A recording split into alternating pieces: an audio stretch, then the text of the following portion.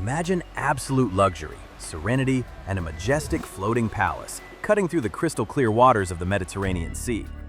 All around is perfect service, fine dining, and thousands of passengers enjoying their dream vacation. It is an engineering marvel worth hundreds of millions of dollars, designed to withstand the harshest ocean storms. However, sometimes the threat comes not from the outside, but from within. During a calm anchorage near the Greek island of Santorini, passengers on the state-of-the-art Enchanted Princess witnessed the ship's luxurious heart turn into a flood zone in a matter of minutes. Thousands of liters of water suddenly burst through the ceiling panels, creating a massive, cascading waterfall right onto the marble stairs of the central atrium. While social media algorithms boosted viral videos with "New Titanic" hashtags, a real crisis operation was unfolding on board. What actually caused this massive hydraulic system failure, how the crew saved the ship from a short circuit, and how this situation turned out for the passengers? All this is detailed in this voyage chronicle. The itinerary of the newest 330-meter cruise liner, Enchanted Princess, a Princess Cruises brand, was planned as a 7-day Mediterranean voyage for 3,600 passengers. The vessel successfully departed from the Italian port of Civitavecchia, Rome, on a round trip, calling along the way at Naples, the Greek islands of Santorini and Katakolan, Olympia, as well as Kusadasi, Ephesus, in Turkey. This action-packed European tour required the flawless operation of absolutely every mechanism on the ship. However, the perfect journey went wrong. On May 15th, while quietly anchored near the island of Santorini, the vessel encountered an unforeseen, large-scale accident right inside its passenger deck. The event occurred in the afternoon, while the Enchanted Princess was tendered near Santorini. Most tourists had gone ashore, but hundreds of people remained on board. According to technical reports and statements from company representatives, the cause of the emergency was a failure of the water supply infrastructure on the upper decks. The ship's open decks feature massive swimming pools and jacuzzis.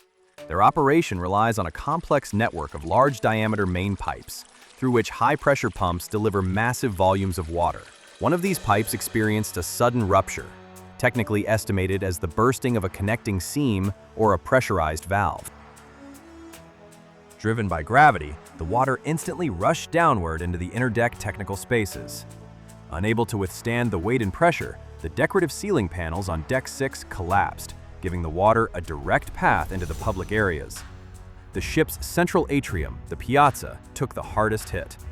This is a 3-deck open space, spanning decks 5 through 7, housing bars, shops, and the reception area. Torrents of water poured down the marble staircases, flooding carpets, expensive furniture, and the technical stage equipment used for entertainment events in the atrium. Despite the apocalyptic footage on social media, no one was injured during the incident, and all passenger cabins remained completely dry. There was no risk of sinking either, as the water quickly drained into internal scuppers. However, the crew had to instantly eliminate 2 real threats: the extremely slippery marble floor, which could lead to fall injuries, and the risk of a short circuit, since the torrents of water were flooding the stage equipment and lighting. At the same time, the structural safety of the liner was not compromised at all. The hull and navigation systems operated normally, so there was not a single second of real threat to the ship itself. The crew acted with lightning speed and strictly in accordance with damage control protocols. In the very first minutes, engineers shut off the damaged main pipe, completely stopping the waterfall from the ceiling. Simultaneously, security evacuated people from the 5th and 6th decks and set up cordons, while technicians preventively cut power to the flooded sectors to avoid a short circuit and fire. Immediately after that, the housekeeping staff quickly collected the water from the marble floors using industrial vacuum cleaners. For deep drying, powerful dehumidifiers and thermal fans were set up in the affected areas, and the damaged ceiling panels were partially dismantled to dry out the hidden wiring. Thanks to the team's continuous work, the consequences of the flood were completely eliminated within 2 days. The ruined carpets were replaced, and the lighting was fully restored. From a legal and contractual standpoint, the operating company did not violate the key terms of the cruise contract. The itinerary was not changed, Reports were not canceled, and there was no recorded threat to life or health. Given this, there were no massive cash payouts or full refunds for the crews. However, guided by customer service principles and understanding the passengers' aesthetic discomfort, temporarily closed bars in the atrium, noise from industrial dehumidifiers, cancellation of evening shows in the piazza area, the cruise line applied standard loyalty practices. Passengers were provided with compensation in the form of onboard credit.